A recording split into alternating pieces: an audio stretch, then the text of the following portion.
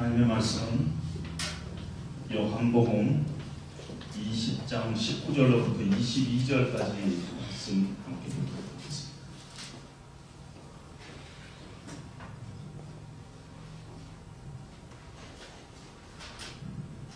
요한복음 20장 19절로부터 22절까지 제가 대표로 봉독하겠습니다. 이날 곧 안식구 첫날 저녁 때 제자들이 유대인들을 두려워하여 모인 곳에 문들을 닫았더니 예수께서 오사 가운데 서서 이르시되 너희에게 평강이 있을지어다. 이 말씀을 하시고 손과 옆구리를 보이시니 제자들이 주를 보고 기뻐하더라. 예수께서 또 이르시되 너희에게 평강이 있을지어다. 아버지께서 나를 보내신 것 같이 나도 너희를 보내노라. 이 말씀을 하시고 그들을 향하여 숨을 내쉬며 이르시되 성령을 받으라. 아멘. 잠시 기도하겠습니다. 하나님 아버지, 이 시간도 하나님의 말씀을 저희들이 펴고 들을 때 하나님의 음성을 듣는 그런 귀한 이 시간 되기를 소원합니다. 부활하신 주님께서 이 시간에 우리 가운데 임재하여서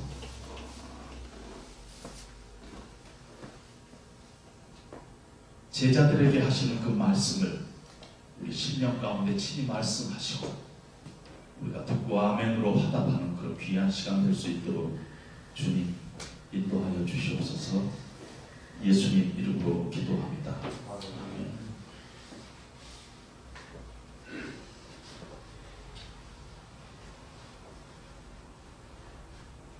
뉴스에 보니까 코로나 방역 문제로 진도 신안인가요? 1년에 한 번씩 튤립 축제를 하는데 튤립 100만 송이를 며칠 전에 이렇게 잘라버렸다 하는 참 안타까운 그런 기사를 접했습니다. 이때 되면은 튤립이 아름답게 핍니다. 노란색, 빨간색 튤립들이 피는데 제가 예전에 섬기던 교회 앞에 그 화단에 집사님께서 아름다운 튤립을 3월 중순경에 이렇게 심어가지고 부활절 근처가 되면은 아주 아름다운 튤립을 감상하게 됩니다. 저는 사무실에 나갈 때마다 그 튤립이 너무 아름다워가지고 하루에도 몇 번씩 가서 보곤 했습니다. 그런데 어느 날인가요? 어느 해인가? 갑자기 날씨가 4월 초에 겨울 날씨가 됐어요. 막 눈도 내리고 아침 밤새도록 서리가 내렸어요.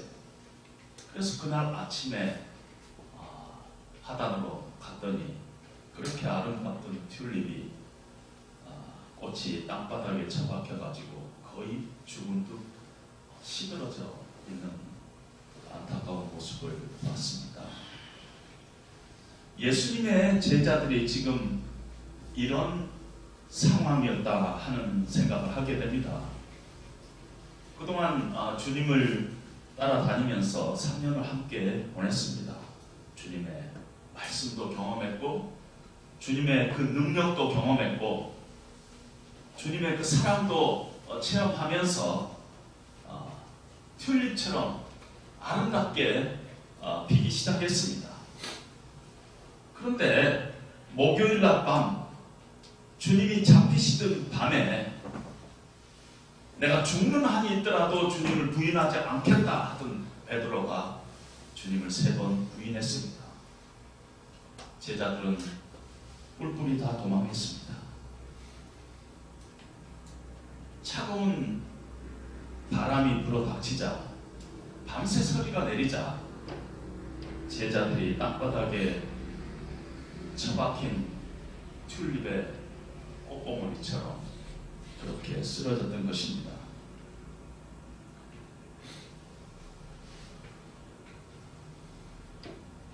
그 밤에 주일날 저녁에 제자들이 모였습니다. 예루살렘의 어느 집의 한 방에 모였습니다. 예수님을 처형한 유대인들이 자기를 잡으러 오지 않을까 하는 두려움과 그런 어떤 것들이 무서워서 그래서 문을 꼭 잠그고 그 방에 숨어 있었습니다. 그런데 가만히 그 분위기를 생각해 보면은 그 방의 분위기는 또 다른 어떤 무드가 그런 어떤 이해할 수 없는 그런 감정이 그 방 안에 있었을 것이다 하는 생각을 하게 됩니다. 두려움 말고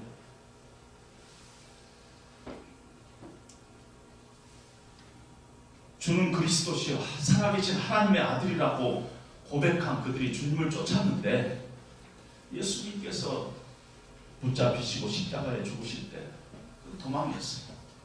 예수님을 부인했어요. 예수님을 버렸어요. 예수님을 실망시켰어요. 그렇게 예수님을 쫓았는데 어려움이 생기니까 자기 살 길을 찾아 도망했어요. 그 일을 이렇게 생각하니까 너무너무 창피했어요. 너무너무 부끄러웠어요. 생각하기도 싫었어요. 마음속에 그런 감정이 있었을 거라 하는 생각입니다. 자괴감, 실패감, 자책감, 패배감. 마음속 깊은 곳에서부터 shame on me 그런 생각을 했을 거라 하는 생각을 하게 됩니다.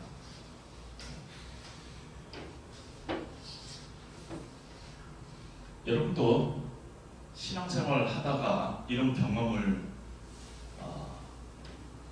겪으신 적이 없으세요? 제자들처럼 크리스찬으로서 이렇게 해서는 안 되는데 너무 부끄럽고 너무 창피하고 그 일을 생각하면 얼굴이 화끈거리고 시험봉이라도 들어가고 싶은 그런 경험. 예수를 믿고 나서 그런 경험이 누구에게 있었을 것이다 하는 생각을 하게 됩니다. 베드로처럼 대놓고 주님을 부인하지 않았지만은 우리는 매 순간순간 주님을 부인하면서 살아왔습니다. 그리고 지금 이 순간도 우리는 주님을 실망시키고 있는 믿는 자들입니다. 그런 제자들에게 그런 자괴감과 실패감에 지금 빠져 있는 제자들에게 주님께서 오셨어요.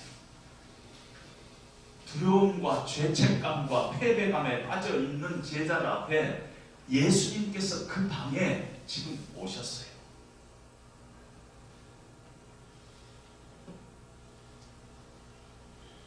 그것은 어떻게 보면은 은혜한 그림이다 하는 생각을 하게 됩니다. 부활의 그날 밤에 제자들에게 오신 주님은요, 어제나 오늘이나 영원토록 동일하신 주님이십니다. 그리고 주님은 우리에게도 오십니다. 우리가 인생의 빈 배를 타고 있을 때 우리 삶의 한복판에 주님을 실망시키고 그래서 자괴감을 갖고 실패의 자리에 우리 주님은 계속 오십니다. 우리는 늘 주님을 실망시키는데요, 주님은 여전히 오셔요. 우리는 삶 속에서 자주 주님을 배반하는데요, 주님은 그 자리에 오세요. 우리는 주님을 부인할 때가 참 많아요. 실제적으로 근데 그때도 주님은 오십니다. 계속 주님 우리를 찾아오십니다. 이것이 주님의 은혜의 그림이다 하는 생각을 하게 됩니다. 다시는 주님 앞에 설 수 없어요. 주님 너무너무 창피해요. 너무 부끄러워요. 그 자리에 주님은 여전히 찾아오신다는 것입니다. 제자들의 이 얘기는 요한복음 20장 19절에서 끝나지 않아요.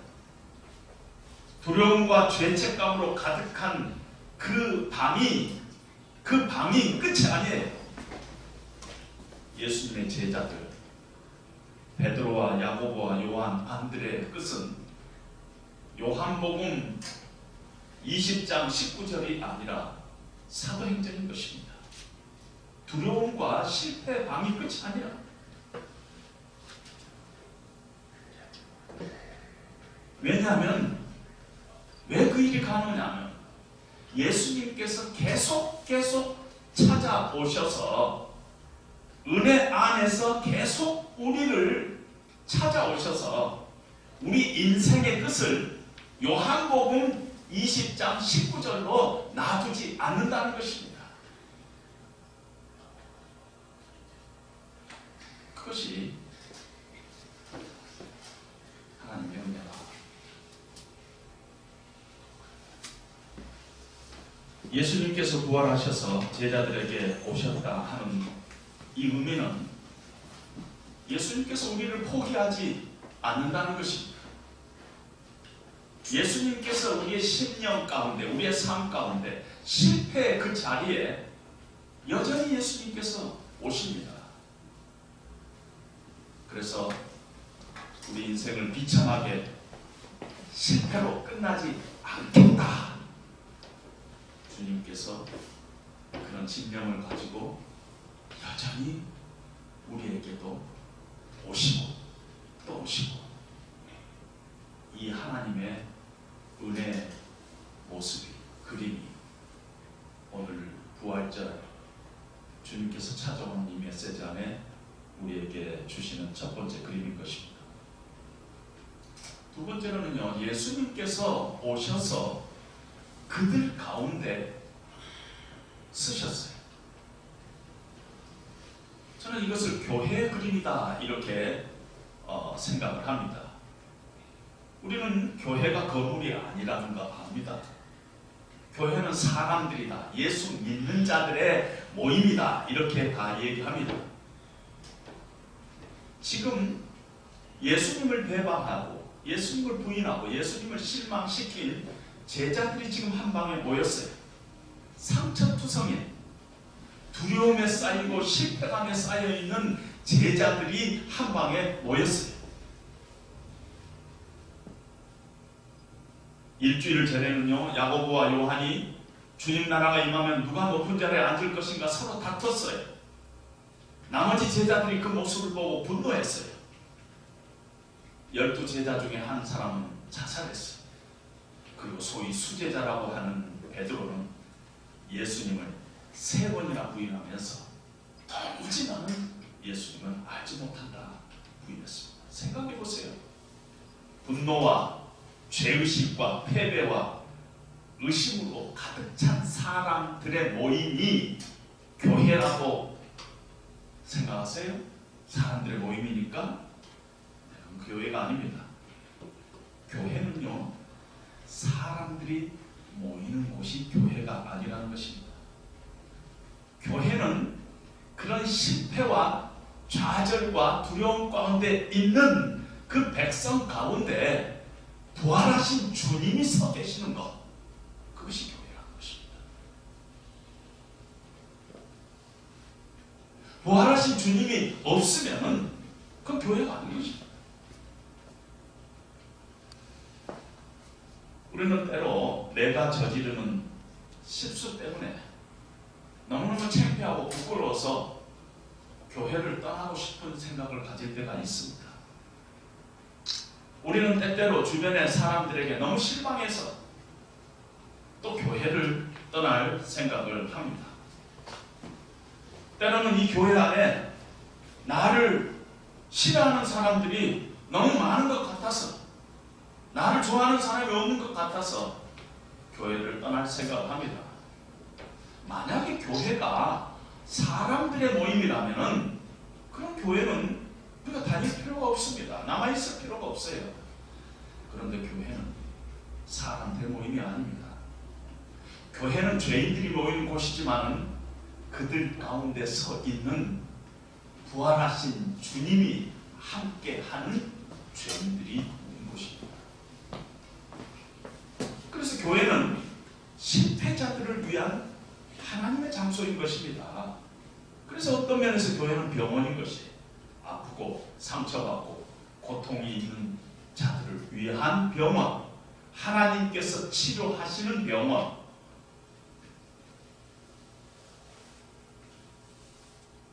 교회는 하나님의 백성인데 하나님 앞에 실패하고 사람들 앞에서도 실패하는 사람들의 모임이에요.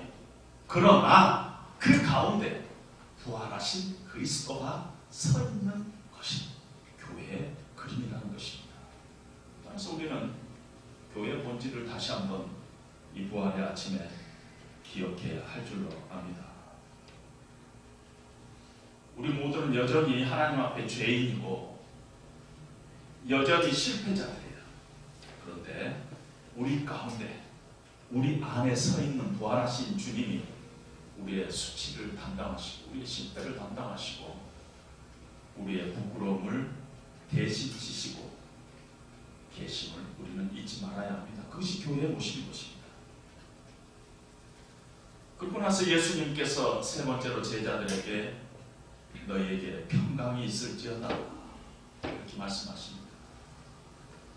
예수님께서 이 선포의 말씀을 보면서 저는 이것이야말로 바로 복음이다 하는 그런 생각을 하게 됩니다. 제자들은 주님을 부인하고 주님을 실망시켰어요. 주님이 그들을 찾아오셔서 분명히 해야 될 것은 크게 야단을 치는 것이라고 우리는 생각할 수밖에 없습니다. 그런데 주님께서 찾아오셔서 첫 마디가 샬롬, 너희에게 평강이 있을지어다. 샬롬은요, 유대인들의 통상적인 인사말입니다. 그러나 오늘 이 밤에, 이 방 안에 두려움 가운데 이 모여있고 실망과 좌절감 가운데 있는 이 제자들에게 이 샬롬이라는 것은 단순한 인사말이 아니었습니다. 부활하신 주님께서 부활절에 제자들에게 주신 하나님의 선물인 것입니다. 그것이 바로 샬롬인 것입니다. 제자들의 마음이 지금 편하지가 않았어요. 죄책감에 있었어요. 자괴감에 빠져 있었어요. 마음의 평강이 없었어요. 마음의 평강이 없으면 행복할 수가 없어요. 그런 상태에 있었습니다. 여러분, 우리도 주님을 수도 없이 실망시킵니다. 어떻게 믿는 사람이 이럴 수가 있단 말인가? 어떻게 믿는 사람이 이런 말을 할 수 있을까? 어떻게 내가 예수를 믿는다면서 이렇게 행동할 수 있는가? 어떻게 내가 하나님의 교회 목사로서 부름을 받은 놈이 이런 생각을 할 수 있을까? 그런데 부활하신 주님께서 오늘도 우리 가운데 찾아오셔서, 계속 찾아오셔서 우리에게 샬롬을 선포합니다. 그게 복음이에요. 너희에게 평강이 있을지어다. 웨스트민스터 신앙 고백에 보면 하나님께서는 구원받은 하나님 자녀들의 죄를 지금도 계속 용서하고 계신다, 이렇게 말씀하고 계십니다. 그래서 우리에게는 언제나 복음이 필요합니다. 우리를 구원하는 복음뿐만 아니라 매일매일 삶 가운데서 계속 복음을 듣지 않고서는 우리가 살아갈 수 없는 존재들입니다. 그리스도의 십자가의 보혈은 우리를 죄 가운데서 우리를 구원하실 뿐만 아니라 오늘도 우리가 하나님 앞에 설 수 있는 유일한 근거요, 유일한 능력인 것입니다. 예수님께서 너에게 평강이 있을지어다 샬롬 하고 말씀하시면서 손과 옆구리를 제자들에게 보여주셨습니다. 못자국 난 손, 창으로 찔려 피가 흐르던 그 옆구리를 제자들에게 보여주셨습니다. 예수님께서 목요일날 십자가에서 피 흘려 죽으시고 3일 동안 예수님께서는 지옥까지 내려갔다고 얘기를 하고 있습니다. 그곳에서 마땅히 우리가 담당해야 할 그 죄를 예수님께서 대신 해결하시고 부활하셨습니다.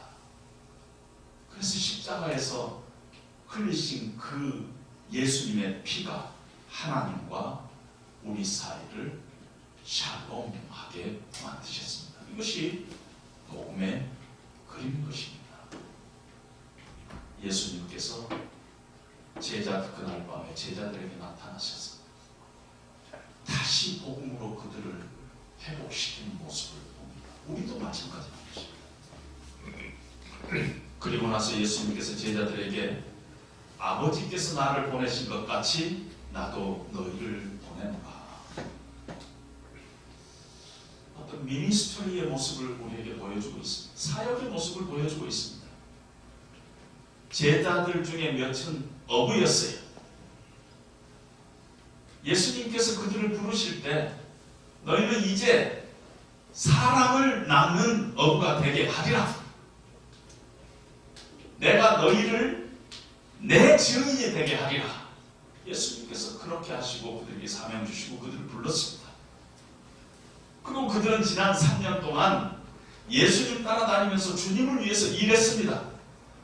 그런데 지금은 주님을 부인하고 주님을 배신하고 실패 나락에 떨어져 있습니다. 주님은 나 같은 자를 이제 더 이상 사용할 수 없어 하는 생각을 갖고 있었을 것입니다. 나는 이제 주님 앞에 필요 없는 자야. I am disqualified. 나는 이제는 자격이 없어. 그런데 부활하신 주님이 그 제자들에게 나타나서 아버지가 나를 보내신 것 같이 내가 너희를 다시 보내노라. 내가 너희를 보내노라 하고 주님께서 다시 그들에게 사명을 주시고 있는 모습을 봅니다. 네가 나를 부인한 것 내가 알아. 네가 실패한 거 내가 알아. 나를 실망시킨 거 내가 안다. 그러나 내가 너를 다시 보낸다. 부활하신 주님이 제자들에게 그렇게 말씀하신 것과 마찬가지로 오늘 우리에게도 저와 여러분들에게도 동일하게 그렇게 다시 소명하고 있습니다.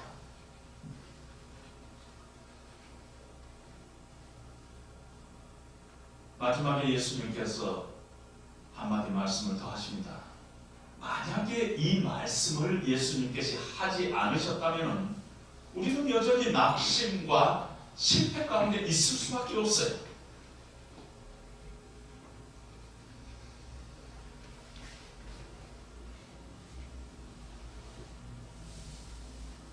지금 제자들에게 예수님께서 오셨어요.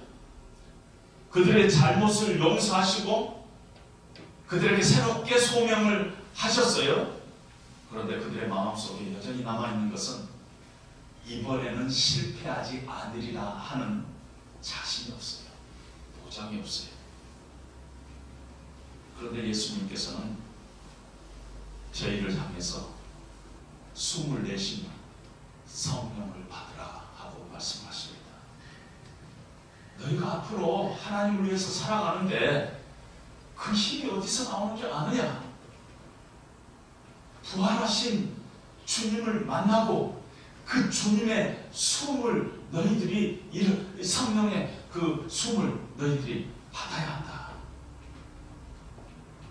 이렇게 주님께서 말씀하시고 계십니다. 부활하신 주님이 제자들에게 하시는 마지막 말씀은 내가 너희를 보내노라가 아니에요. 성령을 받으라. 이것이 주님의 말씀인 것입니다.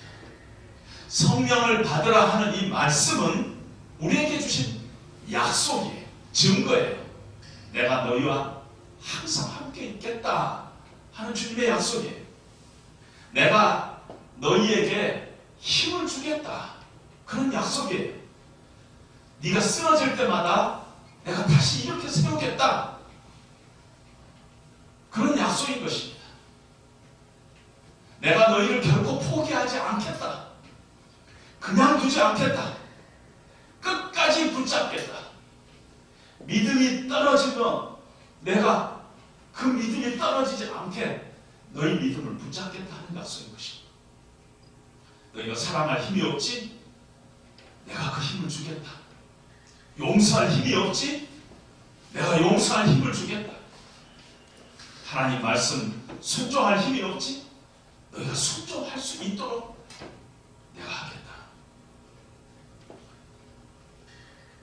너희가 이제는 우리 힘과 우리 결심으로 할 수 없지? 그렇게 살아갈 수 없지? 네 결심으로는 할 수 없지? 주님께서는 그런 우리를 아시고 성령을 우리에게 주신 것입니다.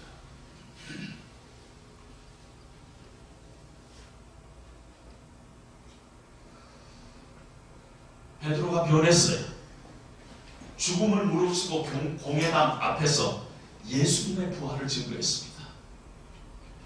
길거리에서 누가 더 높으냐 싸움하던 야고보와 요한 그들의 전 생애를 주님을 위해서 순교했습니다. 요한은 반모섬에 유배돼서 마지막까지 부활하신 주님을 증거하면서 요한계시록을 기록했습니다. 금요일에서 주일 사이 그리고 주일 그 이후에 제자들은 엄청나게 변했습니다. 왜 변했어요? 성령을 받은 것입니다. 성령. 헷갈아 변했어요. 상상할 수 없게 변했습니다. 결론적으로 말씀드립니다. 우리가 크리스찬이지만은 우리는 여전히 하나님을 실망시킬 것입니다. 뿐만 아니라 우리 주변의 사람들도 실망시킬 것입니다. 때로는 가족을 실망시키고, 때로는 우리 자녀들을 실망시키고, 때로는 우리 부모를 실망시키고, 때로는 우리 주변의 다른 성도님들을 실망시킬 것입니다.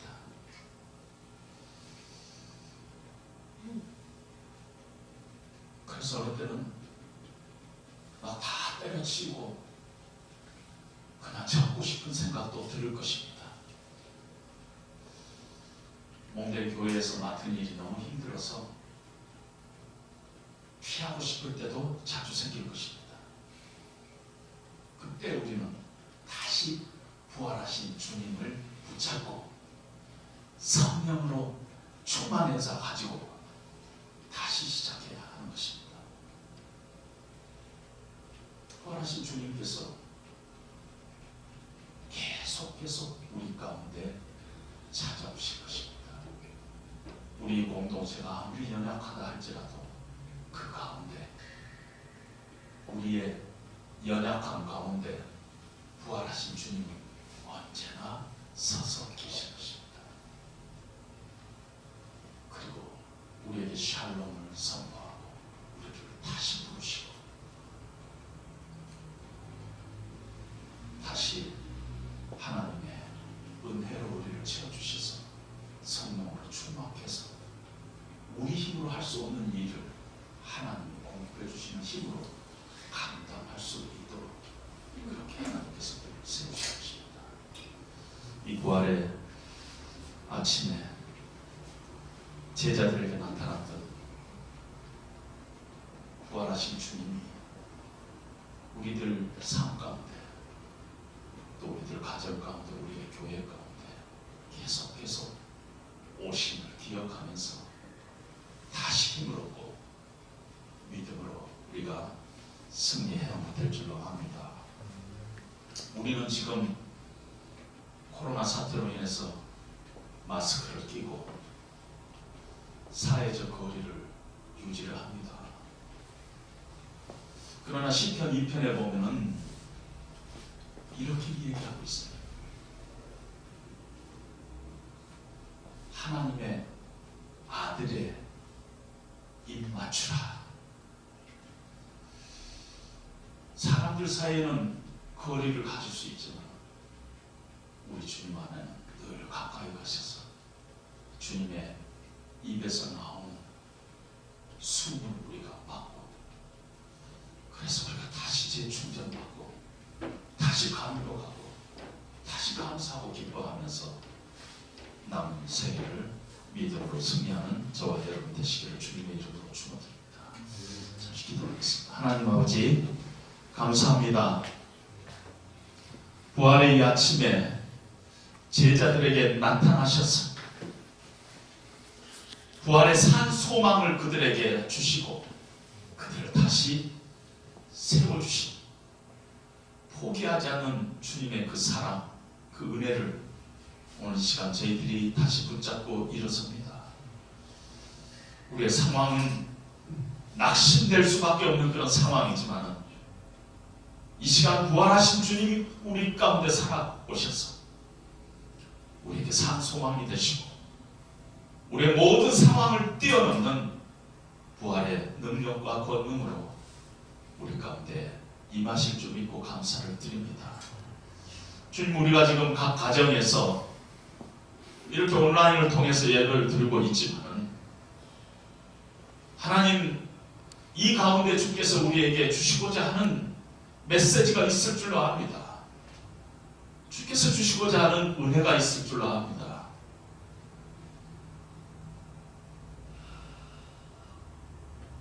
주님, 우리의 실패와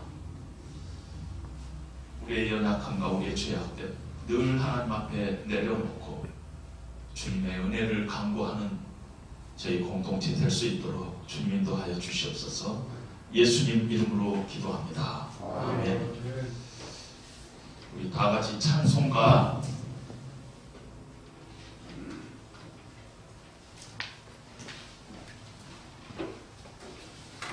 135장